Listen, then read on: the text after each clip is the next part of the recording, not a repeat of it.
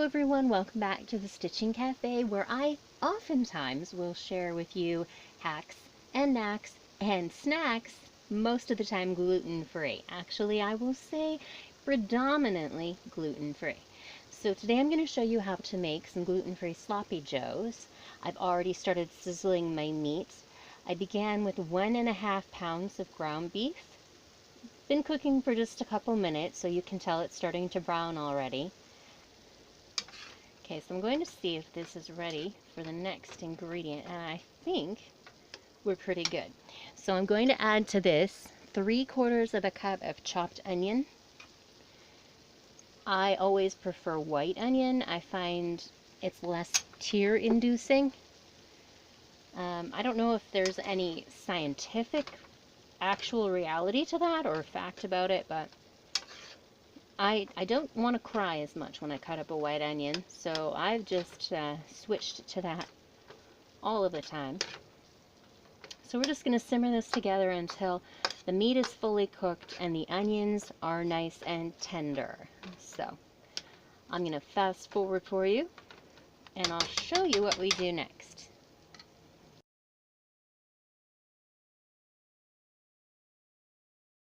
So the reason I wanted to share this recipe with you today is because when I first went gluten-free, I went out shopping and realized pretty much everything has some form of gluten in it or something else I can't have.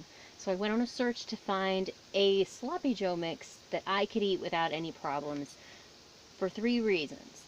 It would be quick, it would be easy, and it would be very tasty. Well, this is the one I stumbled upon, and it's been tried and true for many years. The entire family likes it, and that's why I thought I'd share it with you today. You don't need a mix. You don't need to go out and buy blends of flavorings or anything. You can put it together very, very simply with about 6 ingredients.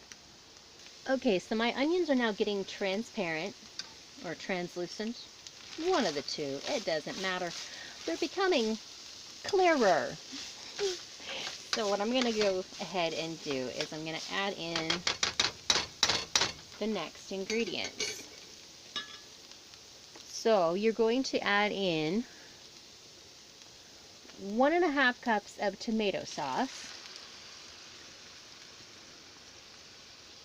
Now you can cut this down, this recipe down, if you don't want to make as much of this. This is about 8 servings, so you can cut this down in half. I like to make plenty. And then you're going to add 3/4 of a cup of salsa to it. I like to use Pace chunky salsa in the medium. I don't like anything too spicy or zippy. I have a little problem with my cheeks that if I have too much spicy or hot, I get pretty bad flare-ups. So I go mild.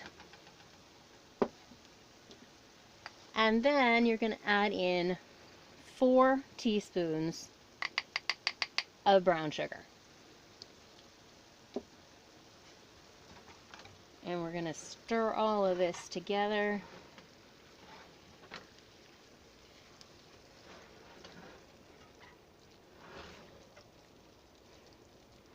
And what you're going to do is you're going to leave this on, well, you're going to bring this up to a slight simmer,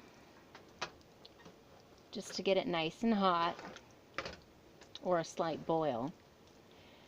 And then, when you get it to the boil, you're going to lower it just to a light simmer, and you're going to let that cook for 15 to 20 minutes. So then that's going to just get all that wonderful flavor down into the meat. So now it's just a little bit of a waiting game. You're just going to let this get to the place it needs to be.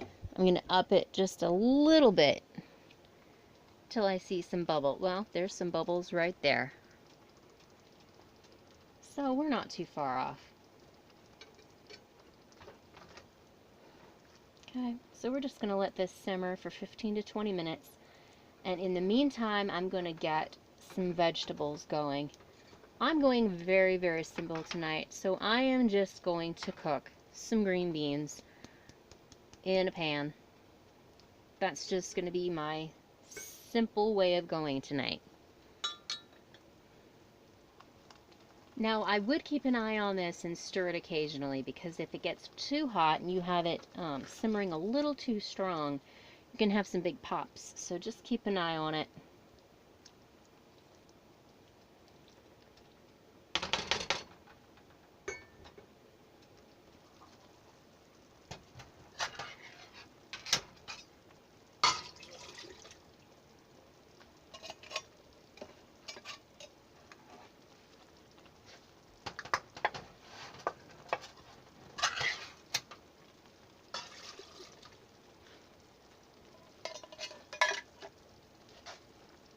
So I've got this simmering nice. This is a pretty steady simmer. I'm not too worried about it at this point. I went ahead and got 2 cans of green beans in my pan over here, and I added in about 1.5 teaspoons of bacon grease. That will season them really well, give them a nice flavor.